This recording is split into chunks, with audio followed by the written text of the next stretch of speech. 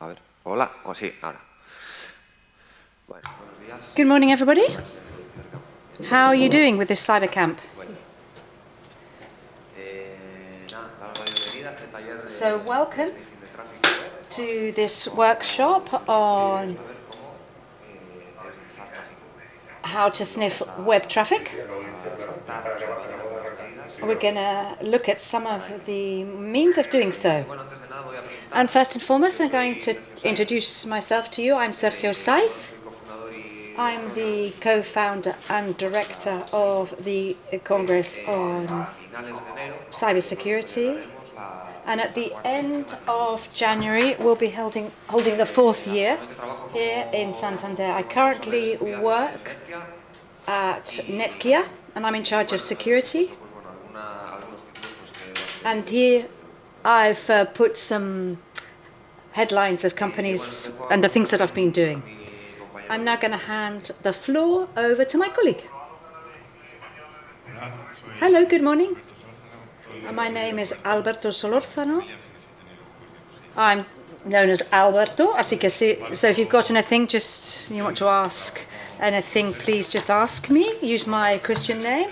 I work alongside Sergio, and I'm working with him on Netkia, on systems and networks, and not just on security issues. I'm interested in anonymity in free software. Let's now start our talk. It's a really important talk.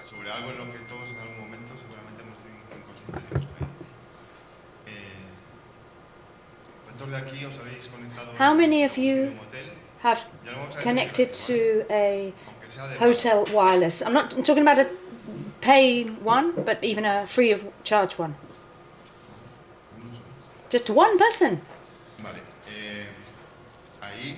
There.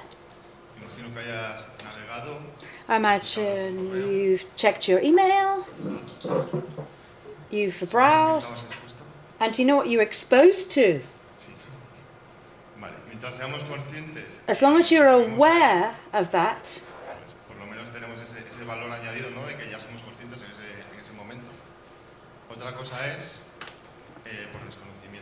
another thing is completely the opposite. So let's talk a little bit more about the world of sniffing so that you can see how easy it is for somebody to catch your data, especially in the case of adolescents. Data consumption in mobile. When we see an open network, you see and you connect it. And you know what that involves. We don't know who's behind it. We don't know who's managing it. Even typical networks such as open cafes, as long as you're aware to what you're connecting to, you're risking something. You need to be aware of that. And it may well be that a few months later, in a different city, even in a different country, and there's another cafeteria with an open wireless, and your mobile directly connects to this wireless network. And you didn't realize that you'd been connected, so you need to be careful, especially with smartphones, or wireless connections, etc. Just with NFC and Bluetooth. So let's carry on. Looking at and see how easy it is to be exposed to a man-in-the-middle attack.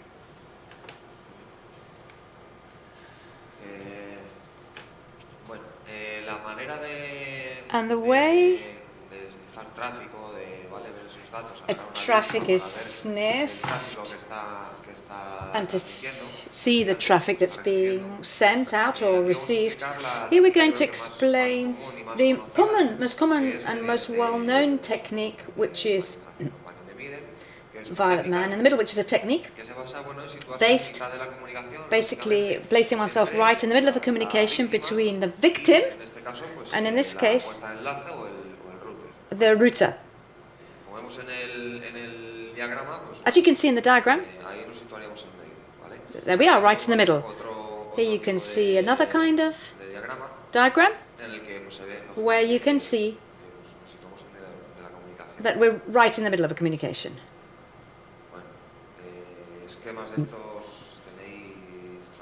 There are all sorts of hundreds of diagrams like this one. This isn't just the only one. And this is basically it, a man in the middle.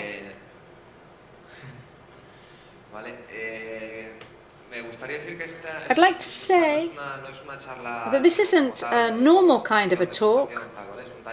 It's a workshop. So we're going to do several exercises here so that you can see how you can get right in the middle of a communication, how you can see the traffic, and how, if things don't work as we've been trying them, sometimes things fail and don't work right, don't go right first time. You can imagine sometimes you put a lot of effort into it and then it doesn't work. Sometimes there's a 3G problem or any kind of other connection problem. So let's start doing our exercises. Thank you. If I can close this.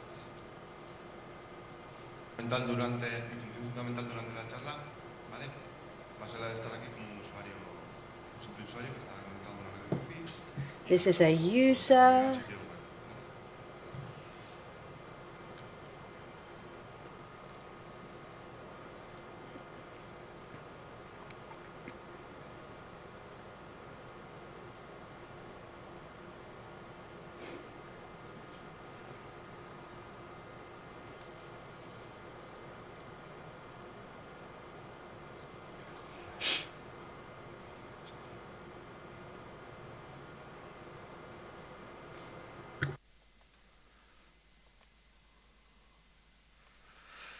Vale. Bueno, a ver si consigo que se vea más o menos bien.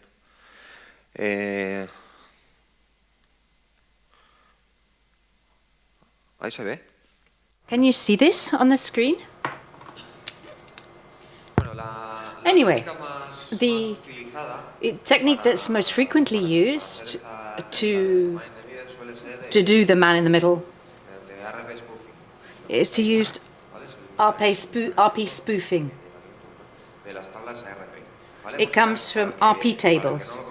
And for those of you that have not heard of RP spoofing, RP means resolution protocol. It's an address protocol resolution. It's as if it was in layer 2. And what this protocol does is it translates IP addresses into smart addresses. So when a customer connects to the network, if to have connectivity with other pieces of equipment, a packet, a RP request packet is sent where they ask, who's so-and-so? This is sent to the broadcast address, and whoever has this IP address replies and says, "Hi, it's me." And then the other colleagues picks it up, writes it down in their RP. So for this technique, if you're an attacker, if you're a hacker, what you do is you send continually, time and time again, RP reply packets, which is a reply to a supposed request which hasn't been carried out, but we reply to it and we say, "Hello, I'm the router, and this is my MAC." So you give them the router address. We'll give them 192.168.1.1, and our MAC is this one. And this response packet is being sent, for example, to the victim that we want to attack, if it's one or several, or everybody at the same time. So, do you see what I'm getting at? Are you following me?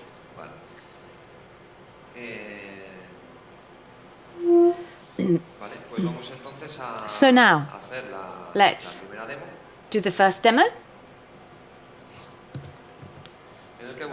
And you can see here that we arrive. I'm the attacker, and the first thing that we do, very basically, is to see what the IP address we have. We see what IP address here, you can see it. There you can see it, 102 it ends in. What's the link port's IP address? We do trace at root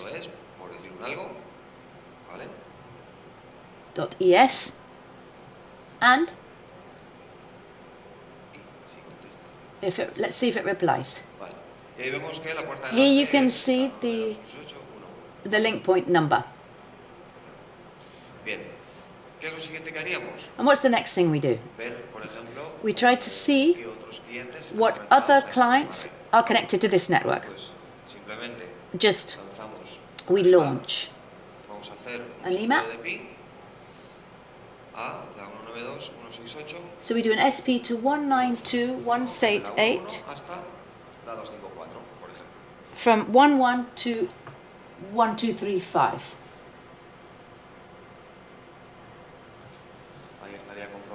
It's checking, it's pinging all the IPs, and any that reply they'll give us the information.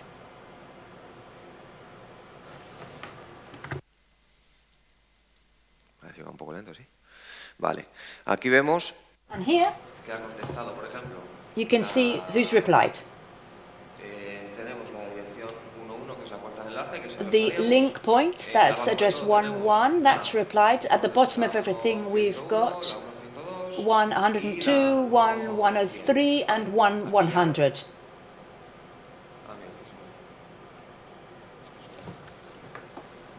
This is an iPhone, by the way. Have you got your iPhone? Sí, si no es el tuyo, alguien se ha colado en el wifi. Bueno, es igual. Es igual. No pasa nada. Vale, pues aquí ya sería cuestión únicamente. And this is just a matter of choosing a victim now. I know that he's 100, so just need to choose a victim randomly. If we know it, that's fine, fantastic. So,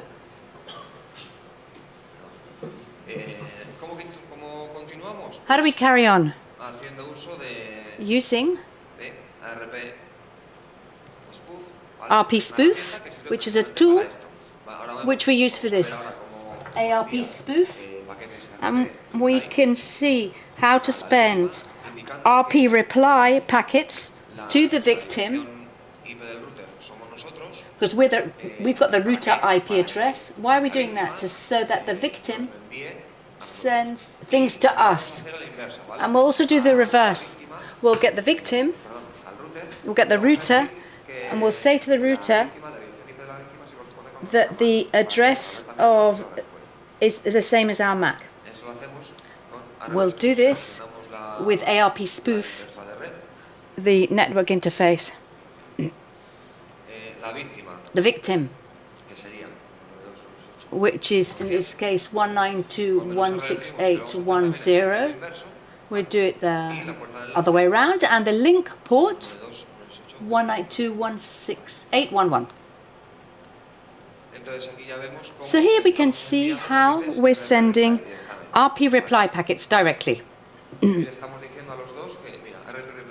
RP reply is at, and you can see the MAC address, which is always the same one, and we're saying it to 11 and 1100. That's why they are going to write down on their RP table these data. When this IP address is sent, it's translated and then it's sent to our network card. You got it? Simple, yeah? So, now, if the victim tries to browse, just to give you an idea, the only thing that I've got to do is check that I've got the IP 100, and we've got a browser.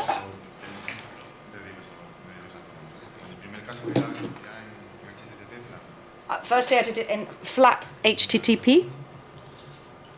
Vale. Aquí, ¿qué es lo que está pasando? What's happening here? No puede navegar. Vale. The person can't browse. Why? Porque realmente Because estamos actually haciendo una denegación de servicio. We're doing service refusal. The victim receives a service refusal because by default our machine doesn't route traffic. It either goes, joins or leaves, but it doesn't forward traffic. Proc, sys, net.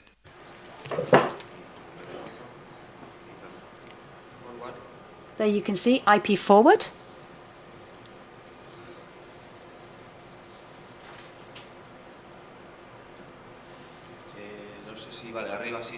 I don't know if you can see the top one.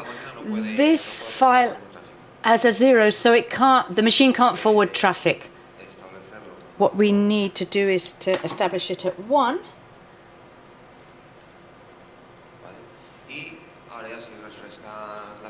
And then we're going to refresh the page.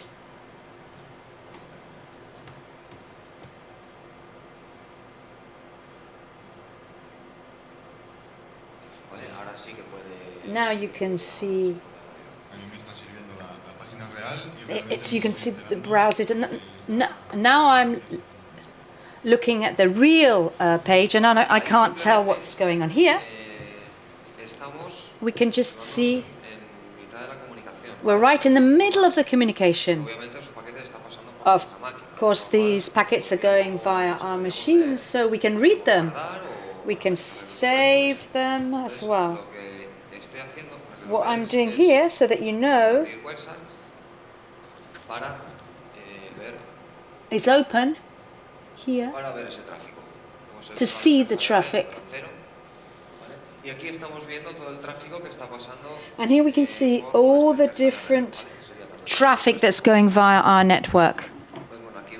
So here, you can see the RP requests and responses. Here there's not a lot of traffic, so what we're going to do is filter a little bit. We just want to see the packets with an original IP address between 1 and 100. And we only want to see HTTP traffic. The rest isn't of any interest.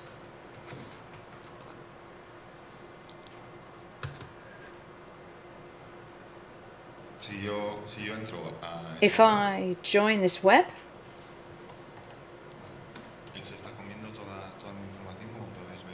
they're gobbling up all our information, as you can see. It's accessed this IP address. It's done a get to this web, and here you can see below all the HTTP addresses. There's no response because we're filtering it according to who the IP address is. All you need to do is to use that filter, remove it, or apply it inversely. We can put on the origin or the destiny HTTP address. And now we've got the scenario ready. And if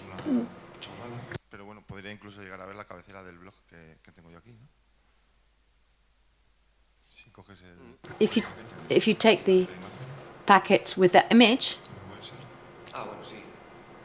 like with WebShark, so let's apply the reverse filter so that the IP address, the origin IP address is 37.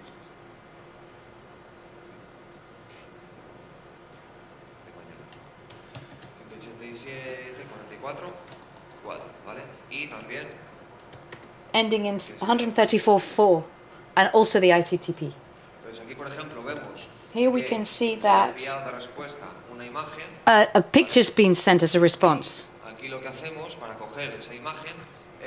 And here we choose this stretch. We go back down to the bottom here. to the JTPG part. So we've got all the information there. And clicking on the right button, export, packet bytes. And we save it, save the JPEG image.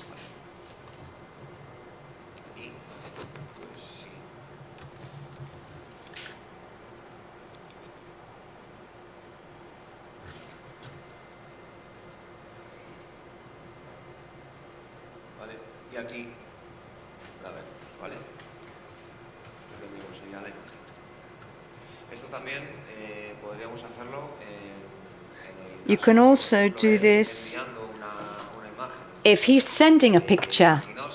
Let's imagine that what he's doing is accessing the private section of a cloud. And he's either uploading or downloading private images. In this way, we can obtain these images. We can also obtain text, for example, a login.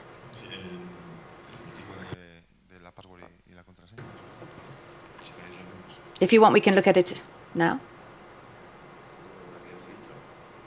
This is the filter here, so that it's visual.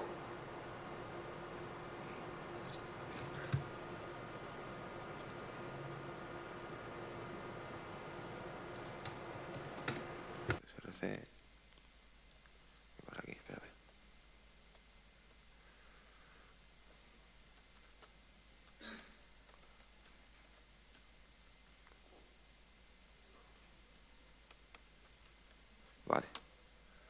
Ahí filtramos de nuevo. Entonces, mira, vemos aquí que ha hecho una petición GET al formulario de login, bueno, a la página de administración.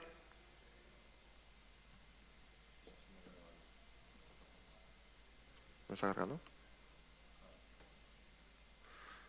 Vale. Bueno, deciros que para las pruebas esto estamos utilizando un MIFI, ¿vale? Que, bueno, va por 3G, 4G. Entonces esperemos que no falle. Por ahora hay cobertura. O sea que... Vale. Insertaría mis credenciales normalmente en el login, ¿vale?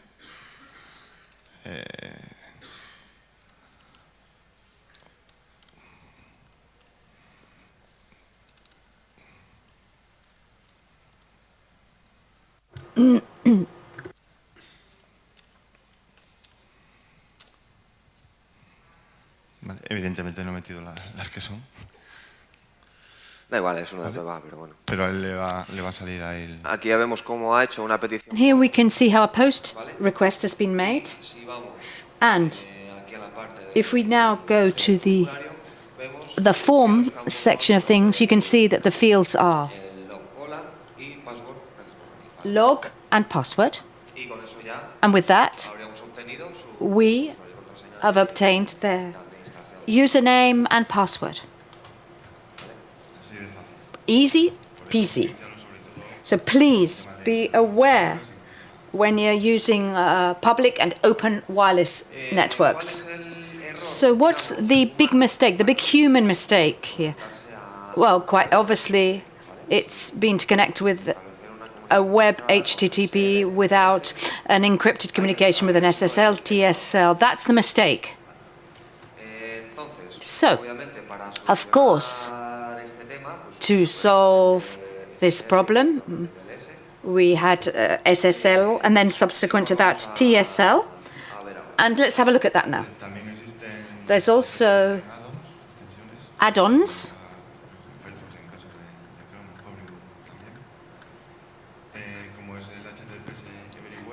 such as the HTTPS everywhere, which forces all the connections that you work with on internet can only be seen via encrypted traffic that's certified. If you've got any trustworthy web which needs HTTP, you remove the filters and you've got a safer relation. So, other things.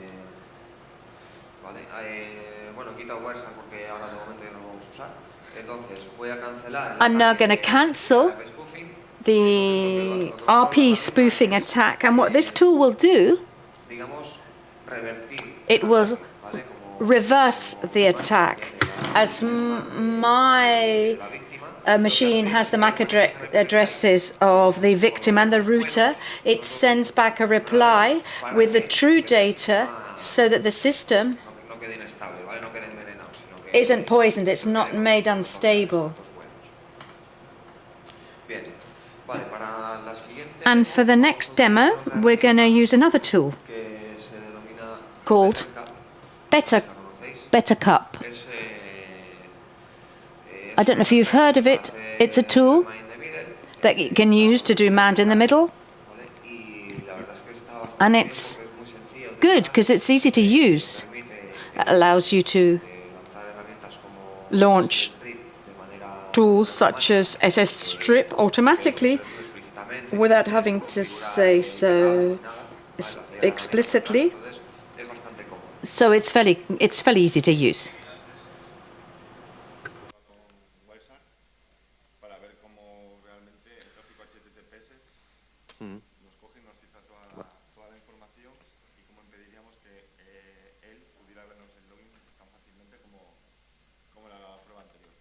We apologize that the gentleman just closed his microphone without meaning to. What we're going to try to do now is to do the same demo, but in this case with HTTPS traffic. So you'll see that in that case you can't see the data clearly. So we can launch the same attack as before, the RP spoof attack.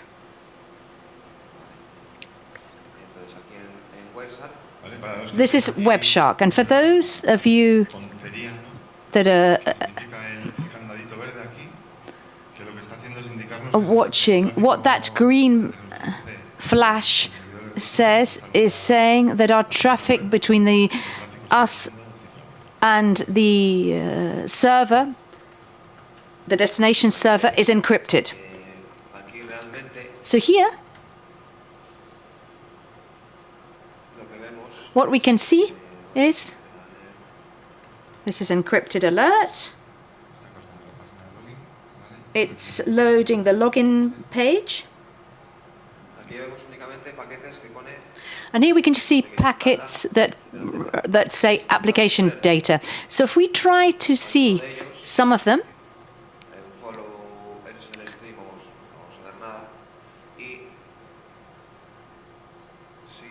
well, we actually won't be able to see anything here. However,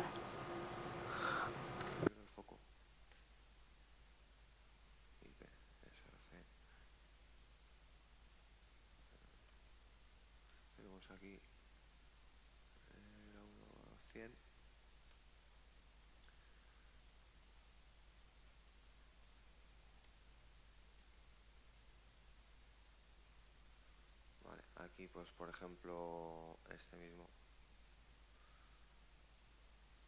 Vale, es tráfico cifrado, no vemos nada en claro, ¿vale? Con lo cual, siempre que estemos accediendo a alguna web, we're accessing a web,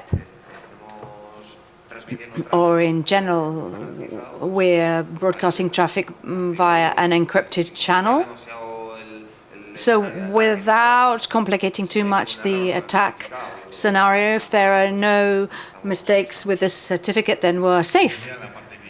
So that's on the client side of things. If you're admin or if you depend on this technical side of server setup, if we activate the HTTP and HTTPS for all traffic, we also gain in privacy both for our services and for any clients that you may have. So let's look at the attack again.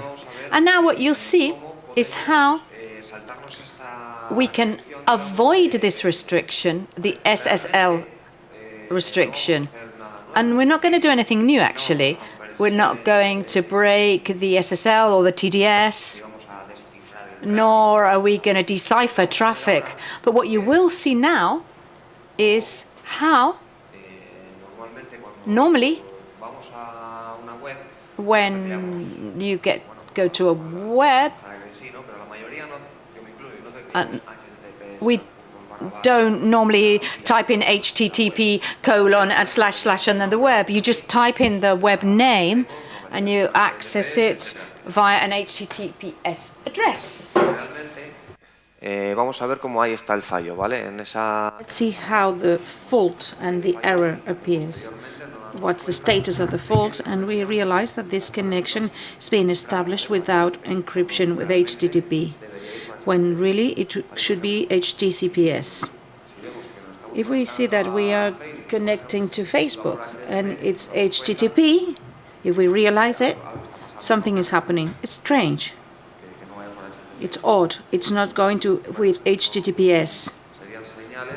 These are signals and signs that help us identify that something strange is happening. As I said, let's see the BetterCap tool. With a -t parameter, we say who's our victim.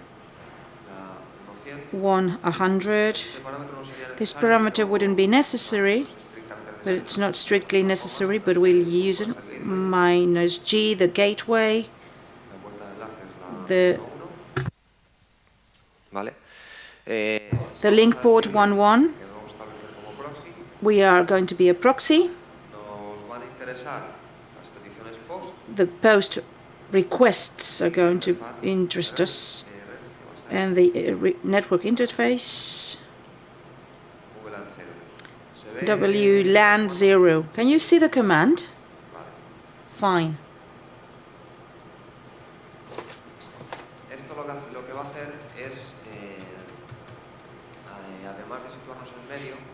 We are in the middle. This is the strip. S.Strip, that's the tool. With this tool, when we ask a request to a website with HTTP, normally what this web does is to redirect us to the HTTPS version. For this, the server gives us an answer, 301302, and that's S.Strip. Due to the fact that we are in the middle, it's going to change all the links to HTTPS, and they're going to be replaced by HTTP. So, as attackers, we would be browsing between inverted commas through HTTPS, but we're giving the customer or the client the stripped data. We're going to give him back the HTTP version. BetterCap has started. We are in the middle. We've prepared a domain for this. It's the same. HTTPS encryption. And here we see that this is the strip. It's going. So stripping HTTPS link inside.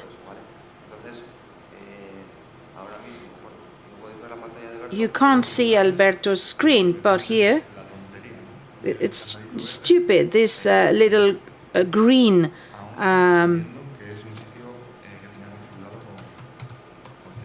thingy is there. It's the padlock, the green padlock, and all the traffic goes through HTTPS.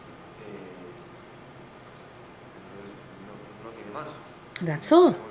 So we return the customer the HTTP version. We removed all the HTTPS links, and if he accessed the logging page, if he had access to the logging page, we would see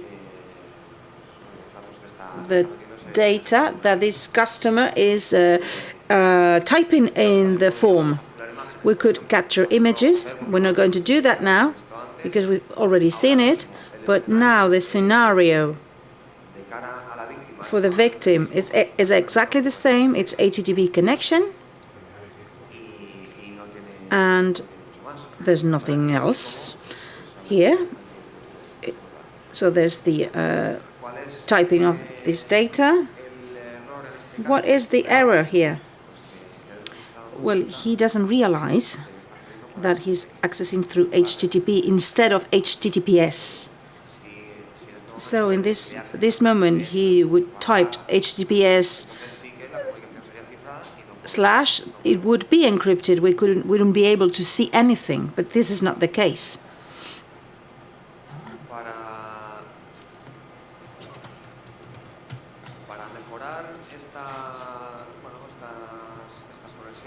To improve these connections and avoid these scenarios, we have HDSDS.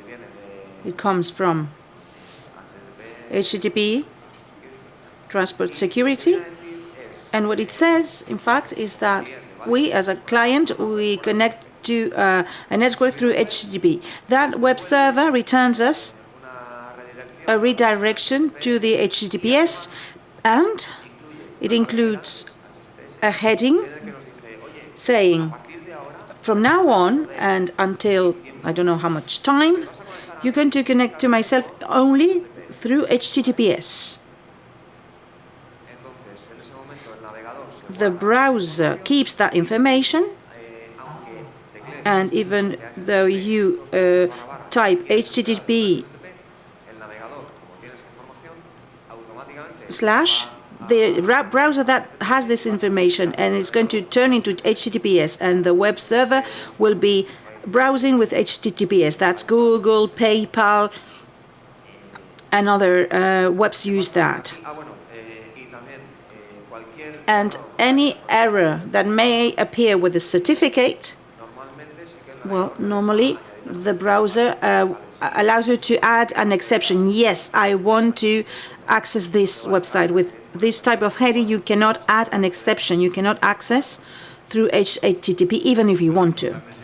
The big sites, internet sites, by default have an agreement, and this is included in all browsers. But we, as not in our part, we can also activate it.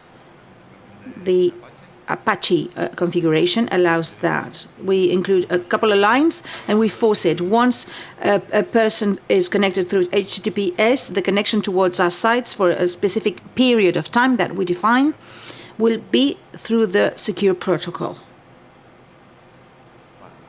Fine.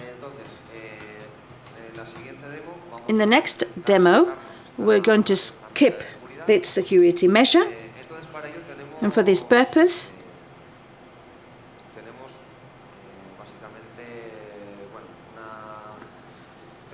we have two different ways of doing this. If my browser, well, it has a preloaded list of sites with HDCCS. So from the first time you start or you install the browser, that information is loaded, and you cannot access through HTTP anymore.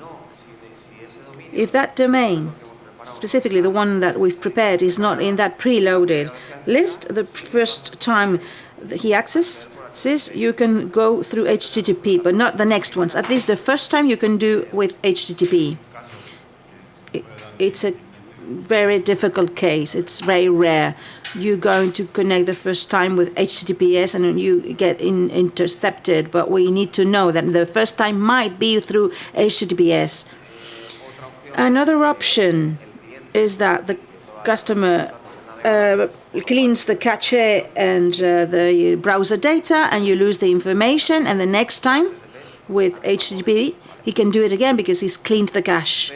But what happens in the case, and we can see it here, so we have the clean browser cache, so our browser doesn't know that our destination site has HDCCS activated the first time.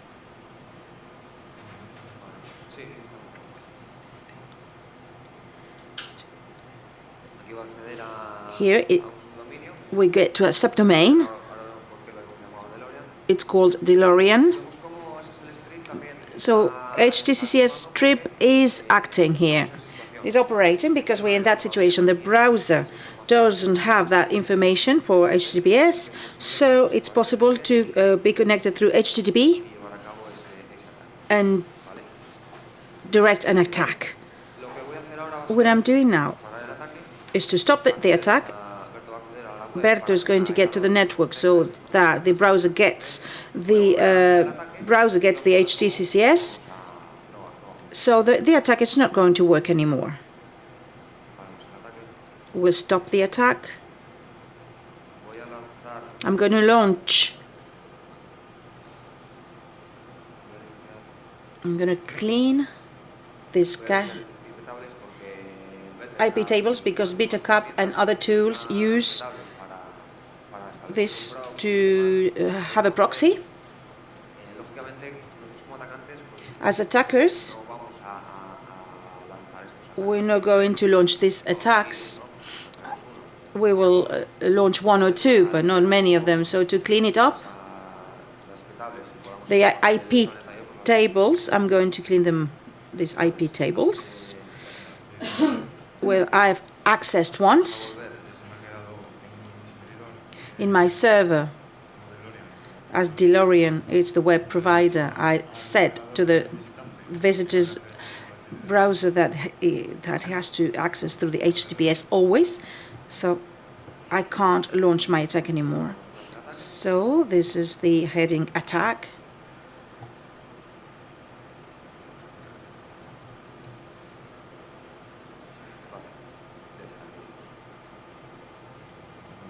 The attack now is launched. So it was the HTTP CSS. It's accessing the web, and we don't know about it. Now it's HTTP that is being forced.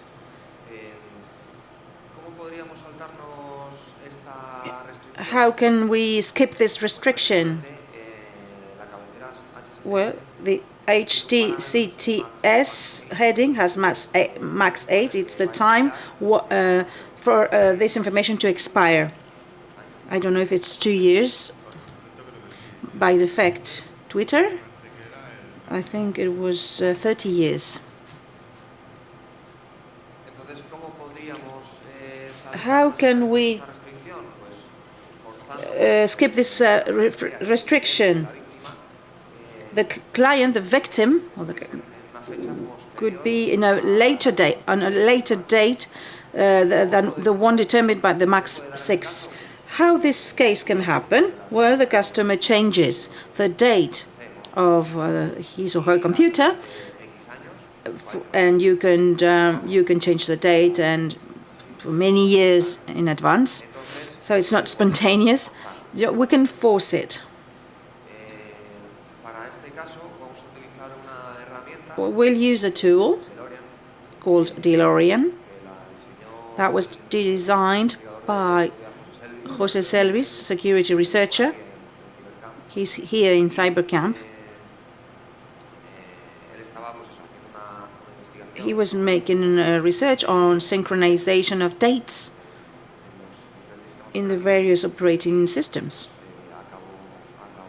And he devised this tool which establishes or sets a server NTP date in your PC. So we are in a scenario of man in the middle. The victim computer is asking for the date. What is the current date? As we are in the middle, and this server is intercepted with DeLorean, we are at, this is the date, 3 years, 4 years later. I recommend you to visit tempest.es, and this is interesting, so you can have a look at it. For this, how can we force the fact that the customer asks for the date? Well, it depends, because the Windows systems, and S.Saíz reached the conclusion that they synchronize the hour apparently on Sunday during the night. Yes, during the Sunday nights. So it's not just by chance that we have the opportunity to have this scenario, this man-in-the-middle scenario until the Sunday night. And at this moment, at this precise moment, the victim's computer is on. But there's a case of Ubuntu. It's installed here, Ubuntu. And it updates every time it connects to the network. There's a request to be reconnected against the NTTP. Let's see it. You, as a user, in your Ubuntu screen, you only have the hour. 10:45.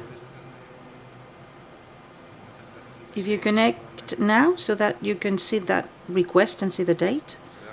Yes, I'm going to connect to his computer.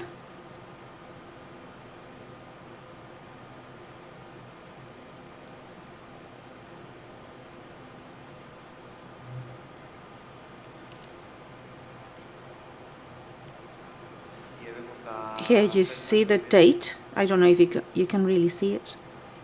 No.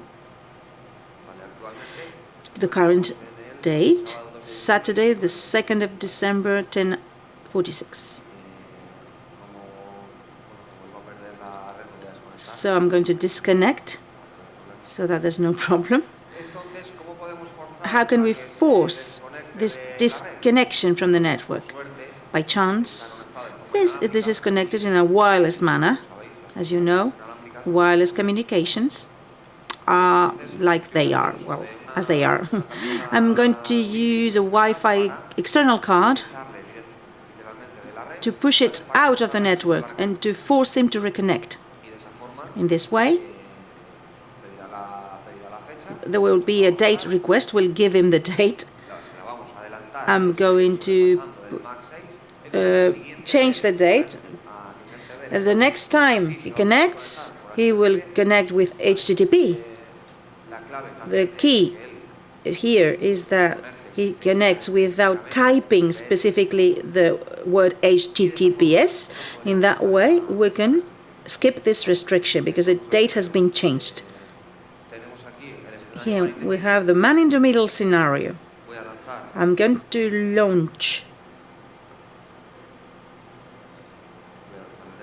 the DeLorean,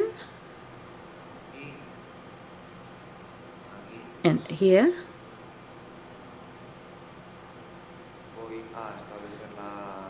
I'm going to put the monitor mode for the card.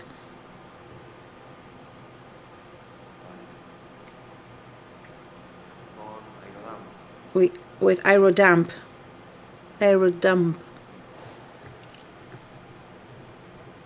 Minus E.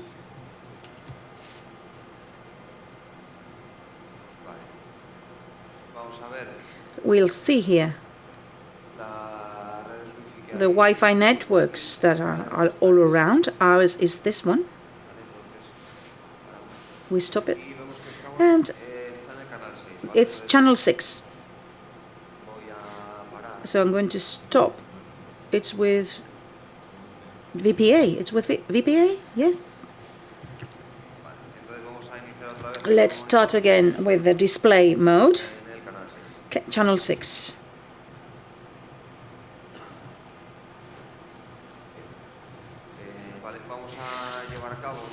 Let's launch an attack.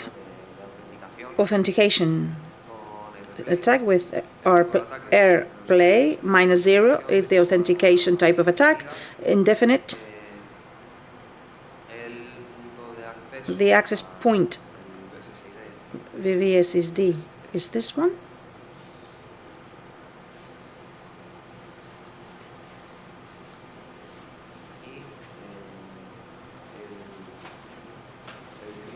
And the client or the victim has a MAC address. You've got it somewhere. Here, we take it from here. This is it. We obtain it easily. With aerodump, we can obtain it. When I stopped the RP spoofing attack, I got it. It's not a mysterious thing to do. And the network interface now.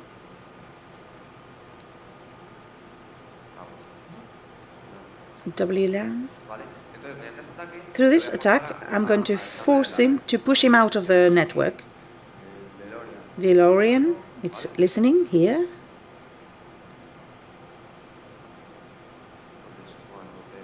When you disconnect, tell me, because I'll stop the attack.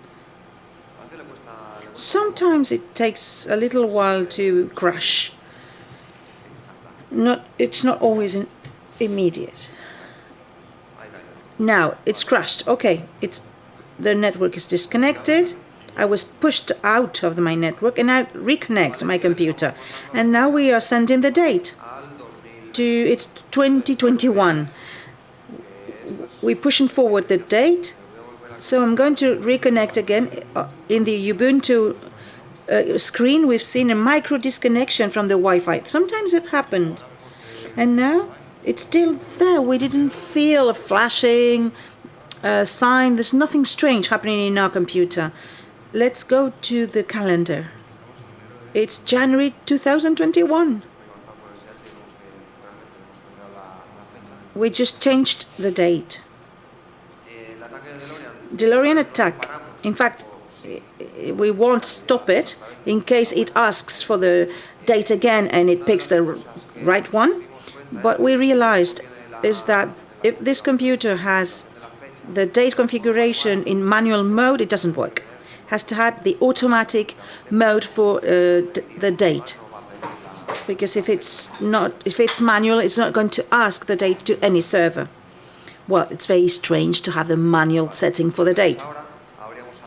Now we skip the limit date to Max 6. And if he connects again to the same website, it's going through HTTP now. So we can see the traffic. Vale. Ahí vemos cómo está accediendo a DeLorean.6. DeLorean, here you see the attack. We are seeing his traffic. Podemos saltarnos esa restricción. So we are skipping this restriction, and it's not secure anymore. With STS, it's an effective measure.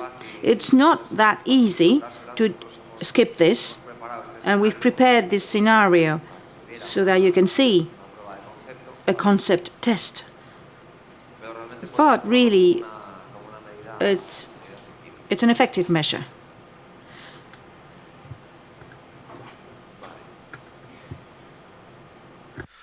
Más cosas. Pues bueno, ya que estamos en mitad de la comunicación. So we are in the middle of the communication with BetterCup. What we can do is to ask for a DNS file, DNS spoofing now. With the same scenario, we are in the middle of the communication, but this time, when he requests to access a website, we can just say that this website is in an IP address that we control. Our server controls this IP, and we're not going to tell him it's not the original IP. It's to spoof a DNS file. Let's stop the attack.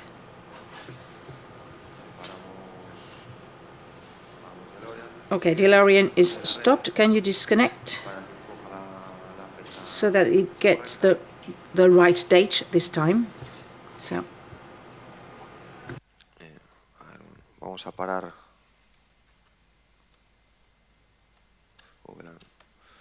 Vamos a parar el modo monitor. Let's stop the screen. Switch it off, and now the display mode is switched off. We're going to clean the IP tables. In this case, I don't know if you know the set toolkit. Through this tool, it's for social engineer attacks, and it's got a function which is to clone a website. Well, I've been playing with it a little bit. It's quite simple. It's not made for complex environments.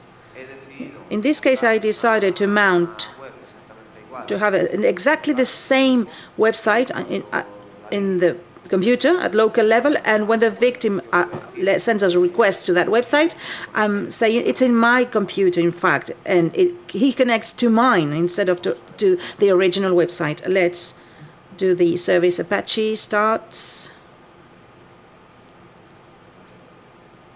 and MySQL. Okay, the web server is up.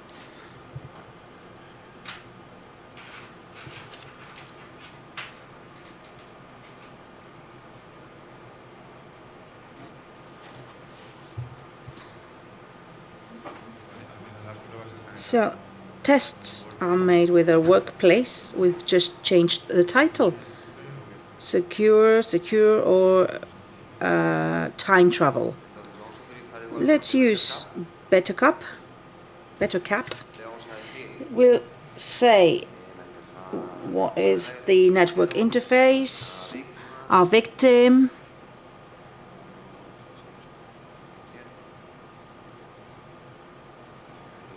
the gateway.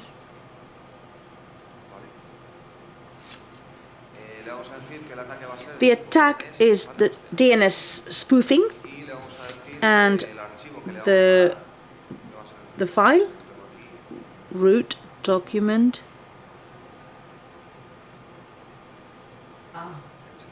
DNS file. Okay. So to see that this file is contained here,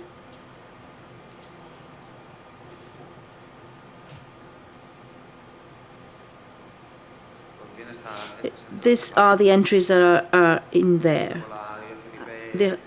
My IP address is 102. These domains correspond to that IP address. Now, we have BetterCap that's been launched. We didn't activate the sniffing module. We're just going to see how it really and gets to a website that is not the original one. And it's the same cases we've seen before. Si os fijáis, hasta ahora, in the title, we've changed the title to identify it. Maybe you can see it, the spoofer side.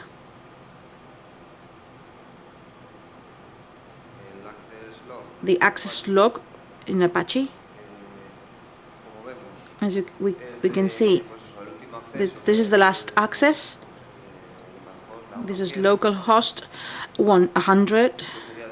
This is now, it's accessing to the website that we put in at local level. When you visit this domain, we said what is the DNS file, and the victim has gone to our website instead of going to the original website. So the scenario here would be exactly the same. If you've accessed the HTTP, well, we could access HTTPS in the same way.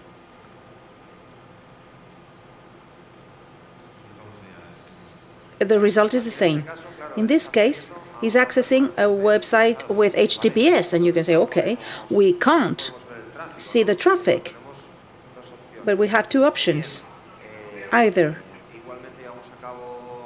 we launch the attack to strip that part of SSL, or as we have control of this web server and we're given a certificate to establish the SSL session, obviously in the browser there should be an error in the certificate because it will be self-signed. In fact, it's not signed by a recognized entity or recognized signature. In that case, we would give WSAC the private key of this certificate, and it could decrypt the SSL part.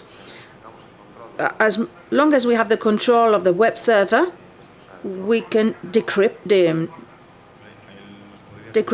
and decode the traffic. We can have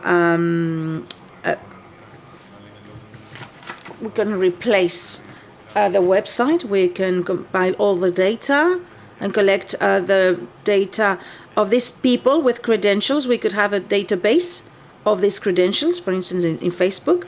We can do En un instituto, en una cafetería. we could hijack, and there's a Facebook clone, and everybody's leaving the Facebook login. In fact, it goes to the database that is fake, and it's not Facebook. It's a fake Facebook. You can imagine what this would mean. How could we generate a self-signed certificate? And if you look in Google, you'll find thousands of pages saying how you can do that with HBCCL, OpenSSL, the request option.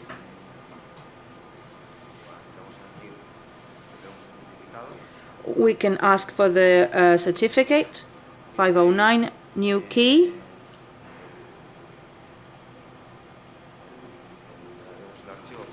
It's the file.key.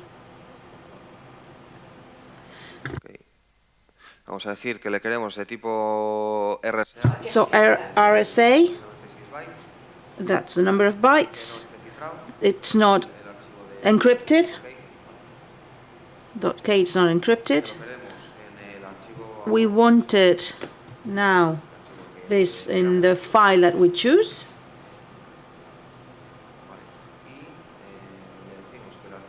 This certificate in itself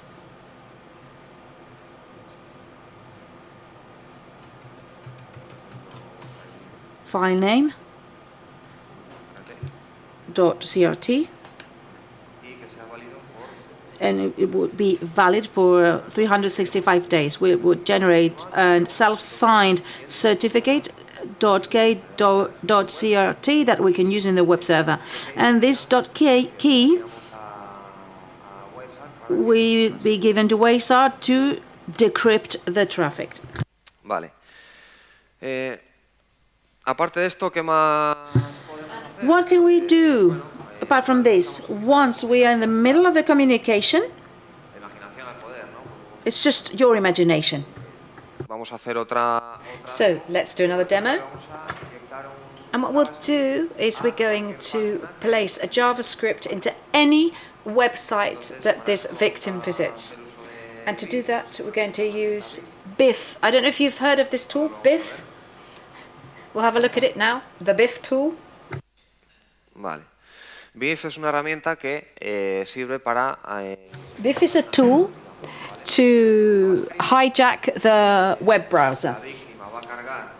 The victim is going to load the JavaScript, they're going to run it, and they're going to return to us the connection with their browser. So we're going to be able to launch a series of attacks against his or her, whereby the social engineering attacks or whatever.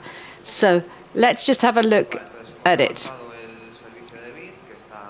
We've activated this BIF service.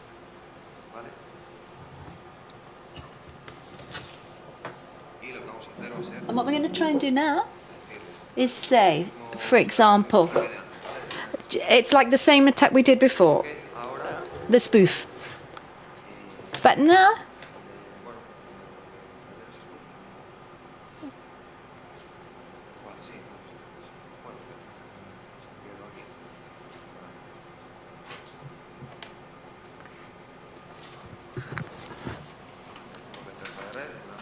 okay, we have the network interface there as before, and our victim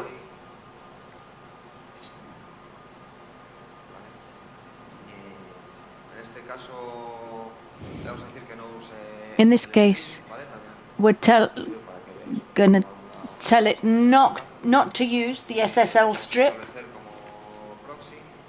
and we'll set up the proxy, and we're gonna say we're going to use a proxy module, which is going to be inject JavaScript. I don't know if you can see, because at the bottom of the screen here, And the URL la URL donde está este JavaScript where this es JavaScript's located is local. the local URL. IP, This is the IP address. y ahora 102, ¿vale? 1102 Barra port 3000 stroke para que veáis este hook. So you can see how this works. para que veáis este JavaScript.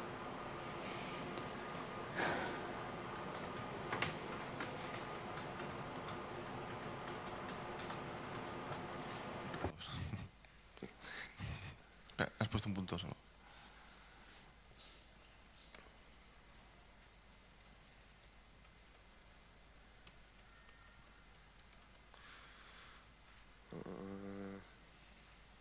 Vale, pues bueno, tiene un montón de funciones JavaScript, ¿vale? Bueno, como veis es un poquillo extenso, ¿vale? Pero bueno, ahora lo vamos a ver mejor. Entonces, lo que vamos a hacer es What we're going to do, proxy, man in the middle, y we'll vamos a put decir the man in the middle as the proxy and we're going to tell it to load this JavaScript.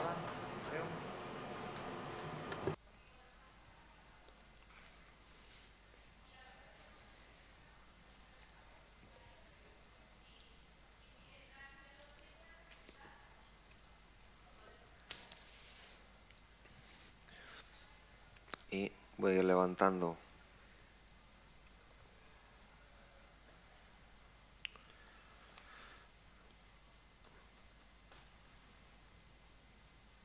para que veáis aquí. Yes, you can see it now on the screen. Vale, ese sería el panel de administración de BIF. Por defecto es. Okay, beef it's called. Vale. Bueno, aquí veríamos, tenemos dos So, there are two directories here. We've got the online and the offline. Here you can see where we've been carrying out trial. Now they're online. Aquí en esta parte veríamos And here los que you can see those hackeados, ¿vale? Están. that are currently hooked. Entonces, si en este momento la víctima See if at this moment in time the victim accesses a web, deberíamos ver aquí we should be able to see how ese JavaScript, this JavaScript's injected. lo vemos aquí. There you can see it. Y si ha ido bien, And if everything's gone okay, here in beef you can see how this browser's now been hijacked. los datos, como There are all kinds of data here. el navegador que es, el lenguaje, la For example, the browser that it is, the language that it uses, the platform. si tiene, You can see whether qué plugins tiene o bueno, what plugins it has, ¿qué podemos hacer aquí? and what can we do? Lanzar pues varios comandos. We can launch several commands. For example, Comandos para detectar we can launch commands to detect estos plugins, ¿vale? see if there's any of these plugins, or maybe to see the person's webcam. Has that person got a webcam? I don't know if you can see the green dot. What that means that this attack is probably going to be successful, and if it's red, it's probably going to fail, or you can't launch the attack. And just to give you an example, I think if we go to exploit here, and you can see, I mean, we can launch all sorts of things. Social engineering. This one here. What this is going to do is it's going to send a window, a pop-up window near the browser asking for your credentials, as if your Facebook session had finished and they're going to ask you to reopen it. So that's the kind of attack that we could do. I don't know if you can see this clearly on the screen. Here. It's to load any sort of local that we want to load. I'm not going to ask any for the moment. So if we launch this attack, here in the victim's browser, a pop-up's opened in which they ask for their username and password for Facebook.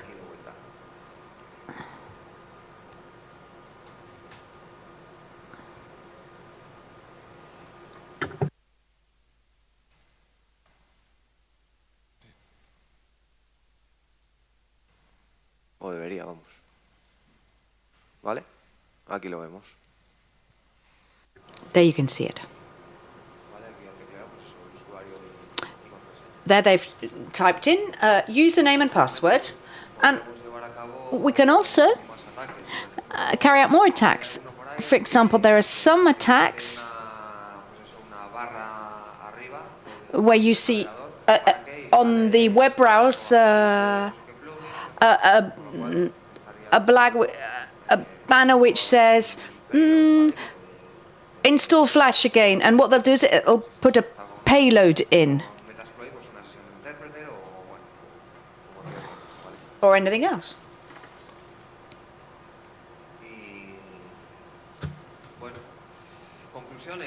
What can we conclude from this? In general, the protection measures that exist, HTTPS, can be considered safe and effective. Where's the biggest mistake? Human factor, of course. We don't realize as humans that actually we're accessing via HTTP. That's my personal opinion. Any web you should access by default HTTPS.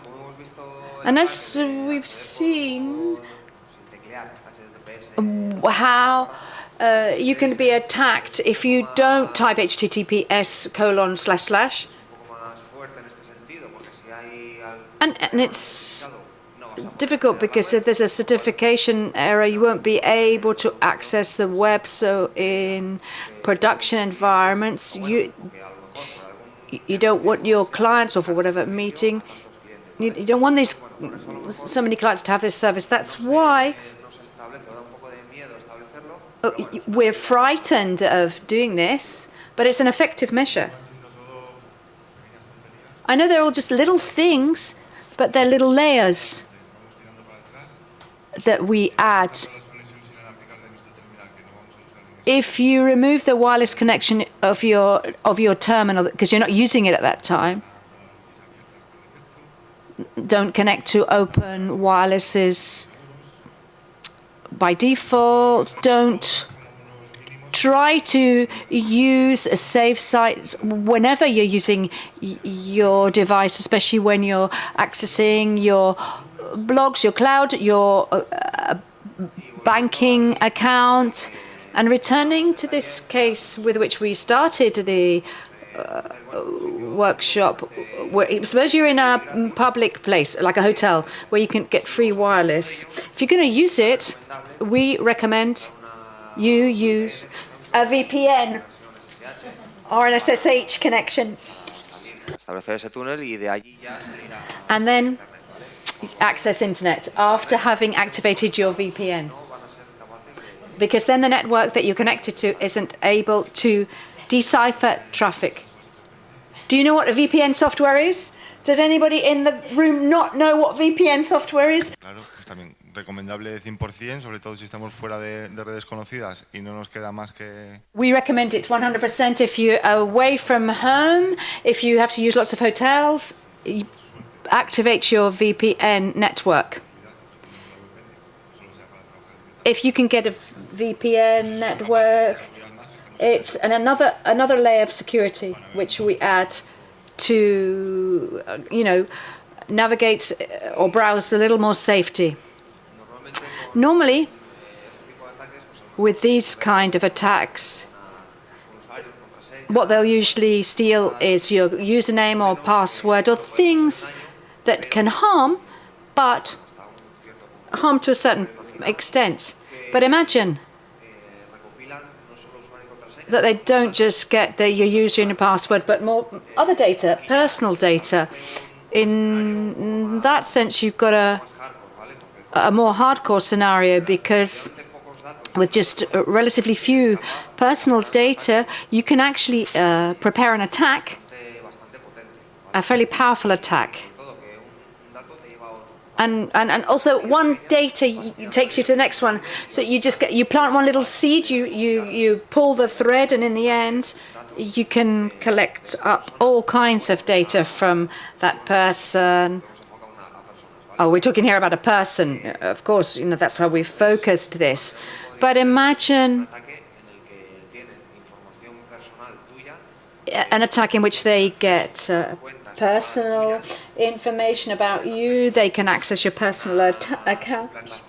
They can carry out identity theft. At the very least. So it's easy. Just to get your email, you can find that person in Google. They've probably got a Facebook profile. And 70% share it publicly with all the photos. So you can get the photos, you know what they're called, you know where they live, you've got all their data. So you get a Facebook profile with all their data. And from then onwards, wherever the imagination will take you and whatever you fancy doing. Having reached this point, people aren't going to do things for good. I don't know if you know the case of Sondra Pridge. Sondra Prince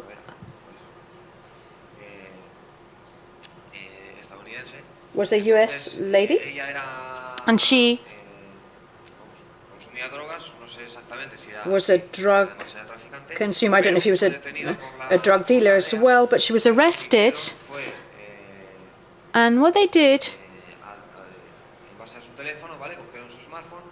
they took her smartphone, they accessed her personal data, they took a photo, and they set up a Facebook page with these photos to attract other dealers, and in that way try to trap them. In fact, that's what happened.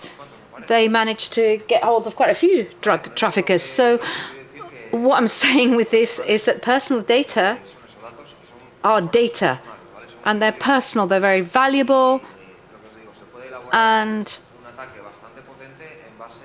a very powerful attack can be committed with just some limited personal data, not just hacking at all, but just public information that's on the internet.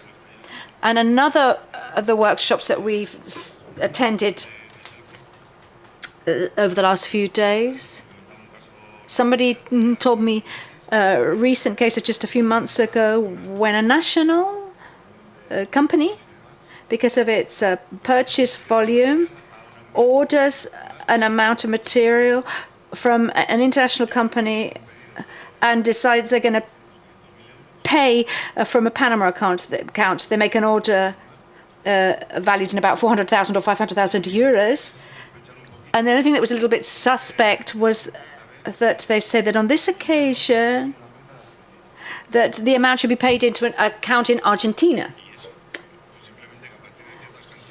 And so from a certain amount, over and above a certain amount,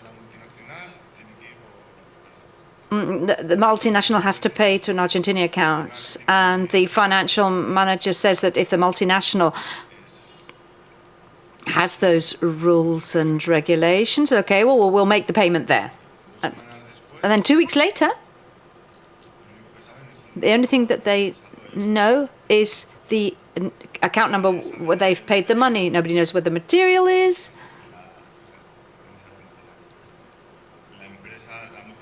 The multinational is pending payment to actually send the material. The national company is waiting for the material to be delivered, which they're not going to get because they haven't paid for it.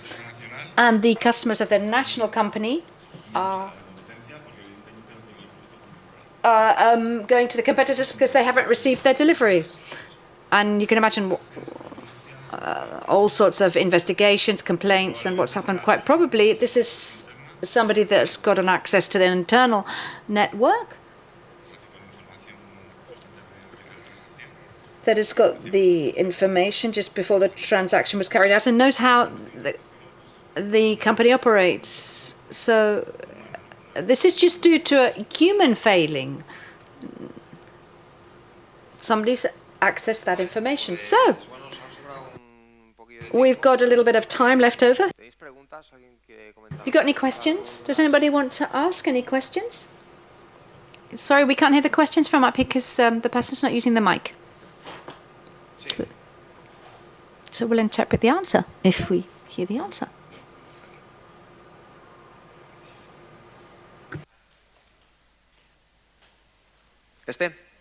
Sí.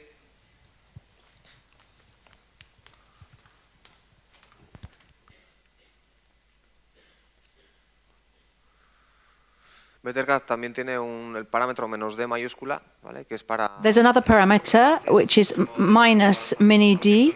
When you launch it, it immediately gives you information about what it's doing. Because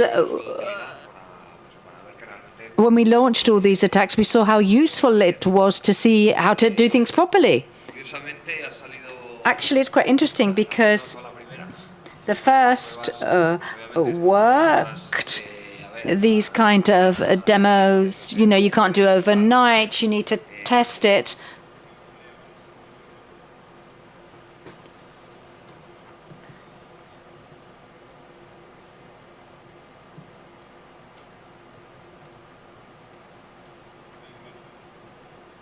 Are there any other questions? Does anybody else have any other questions?